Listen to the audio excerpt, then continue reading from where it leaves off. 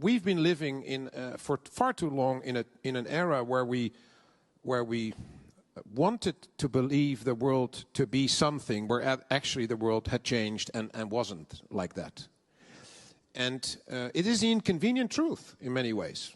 So we believed, which is basically the idea of the EU, if you have mutual economic relationships, you will never have war again. That's the idea of the EU.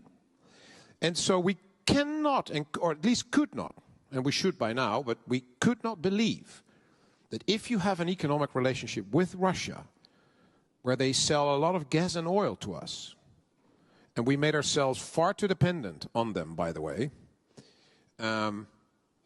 we couldn't believe they were stupid enough to start a war. Because a war damages your economy. And Putin couldn't care less, because he had bigger ideas than that.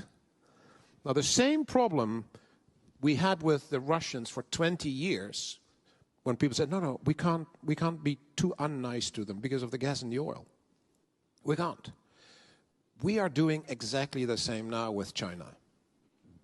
We are completely dependent on all the raw materials for renewable energy. If we go there in 2035, and she does what Putin did in 2022, he closes the valve of those raw materials, we will not have light, no heating, we will not drive, and we will have no production at all.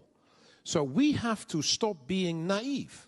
The world is not always a nice place, and we have to come and go after our interests as well.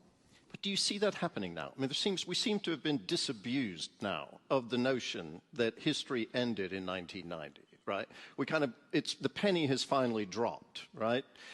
You think perhaps not? Okay. No, I think not.